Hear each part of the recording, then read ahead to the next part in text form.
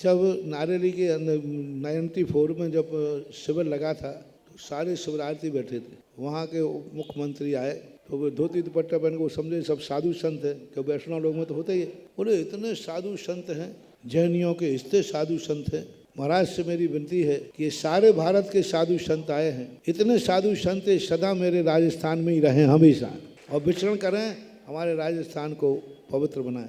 तो हम कहने वाले थे कि ये साधु संत नहीं श्रावक हैं। तो वहाँ के अध्यक्ष कहते महाराज जी अब आप थोड़े चुप बैठे रहो तो अच्छा है। तो हमने भी कह दिया कि मैंने कि भाई हम 2 साधु, 3 महाराज थे हम लोग, हम 3 साधुओं को तो यहाँ रहने का स्थान नहीं है, हम 3 साधुओं को रहने का स्थान नहीं है, ना हम शुद्धि को जा सकते, ना लघु शंका शौच आदि कोई व्यवस्था ही नहीं। और यदि मेरे गुरु जी आ जाए तो कहाँ रोकोगे और इतनों को रोकोगे कहाँ। तो बीच प्रवचन में मैं यूँ कह रहा था, मैं भी बीच प्रवचन में खड़े हो गए, बोले महाराज जी राजस्थान में स्थान नहीं है, हम वचन देते हैं जो भी साधु संतों के लिए जितना बड़ा जो जमीन तुम्हें चाहिए है वह जमीन मैं आपके चरणों में समर्पित करूंगा। जहां आपकी उंगली उठेगी वो जमीन तीर्थ क्षेत्र बनेगा। जहां आपकी जो मर्जी पड़े, जहां आपकी उंगली उठ जाए, बस 2 चीजें ध्यान रखना, कोई विवादास्पद जमीन नहीं हो और फॉरेस्ट की नहीं हो, क्योंकि दोनों में थोड़ा विकल्प होता ना। बाकी जो, अरे मैंने कि मैं तो फंस गया उल्टा, ये तो हंसी हंसी भी। अब मैं कहने वाला था, मैंने कि भैया ये साधु संत नहीं है, ये सब 10 दिन बाद आके देखना इनके। और मैंने कि भाई ऐसी कोई बात नहीं, मैंने तो यूँ कहा था।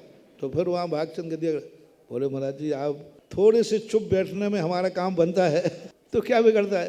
हम चुप बैठ गए।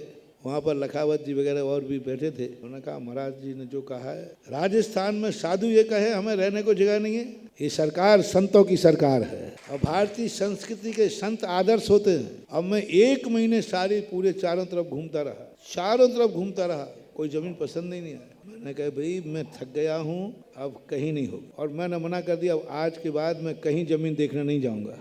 1 महीने हो गया, कहीं इधर जाएँ कहीं इधर जाएँ, कोई पसंद ही नहीं आया। क्योंकि कभी कभी क्या है, कोई किमिक वरदान दे दे तो आफत हो जाती है, और कोई कहते नहीं यही चीज़ है तो वो चल जाता है। अब उन्होंने कह दिया तो पसंद ही नहीं, आप पसंद करें तो अच्छी करें। एक दिन सुबह मैं सामायिक के पहले उठता हूँ, तो उठते ही मैं नींद में था और उठने ही वाला था और एक पहाड़ दिखा, पूरब से सूर्य निकलता हुआ दिखा उजेला। हम एकदम घबरा गए, मैंने कि शायद आज नींद तगड़ी आ गई है और सुबह हो गया। और हम लोग कभी सूर्य हमें सोता हुआ देख ले, अरे राम राम राम हो और मैं इतने जोर से घबरा गया, मैंने कि आज क्या हो गया, सब बाहर खड़े होंगे और सूर्य निकल आया और मैं अभी सो के उठ रहा हूँ। एकदम उठा घबरा के, तो देखा तो अंधेरा ही था। तो फिर मैंने कहा ये क्या देखा। फिर तुरंत मैं सामायिक में बैठ के ध्यान में आया, आप अभी पूरब दिशा में नहीं गए। उसने क्या संकेत दे दिया, तुम थको मत, पूरब दिशा में नहीं गए। और कमेंट से पूरब दिशा की बात करें तो महाराज पूरब दिशा में जाने ही नहीं, वहाँ सब बेकार है, ठेके हैं काहे के, वहाँ सब निम्न लोग रहते हैं, ठेके ही ठेके हैं, वहाँ उस दिशा में जाना ही नहीं। और स्वप्न ने क्या बता दिया। फिर मैंने कहा कि भैया आज बस अंतिम बार पूर्व दिशा की तरफ चलो। गए, 2-3 बार की वो बीच की कहानी नहीं सुना रहा हूँ। जिस भूमि पर खड़े हुए, आंख बंद की, शाम को 3 बजे वही भूमि ऐसे लगी जैसे सैकड़ों सूर्य हमारा परिक्रमा कर रहे हैं। और आंख खोली तो सामने सफेद गाय बछड़े को दूध पिलाते हुए दोपहर के 3 बजे।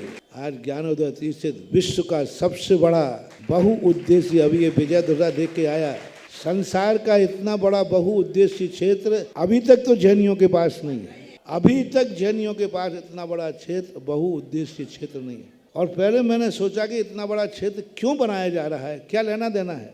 जब भगवान मुनि सुब्रत नाथ जमीन में से निकले, 50 भगवान एक साथ निकले, 51 भगवान, तब मैंने कहा मुनि सुब्रत भगवान आपने निकलने के पहले अपना मंदिर बनवा ही लिया। मैं यही सोच रहा था कि इतना बड़ा क्षेत्र की करना क्या करेंगे। लेकिन जब वो पूरा का पूरा मंदिर भगवान का भूमि से निकला और उसके लिए ज्ञानोदय तीर्थ में जब विराजमान किया गया, आज वो ज्ञानोदय तीर्थ से छोटा पड़ रहा है। यानी भगवान ने भी अपनी पहले व्यवस्था, जैसे तुम फोन करके पहले कहते मैं आ रहा हूँ व्यवस्था है, तो जैसे भगवान ने कहा बेटा पहले। और आज मुनि सुब्रत विश्व की सबसे बड़े एनर्जीफुल आज दुनिया में कोई भगवान है तो ज्ञानोदय तीर्थ से मुनि सुब्रत नाथ, जिनको 7 साल 1 जनवरी को होने वाले हैं। 1 जनवरी को हो जाए, 1 जनवरी को लाके बैठा रहा था।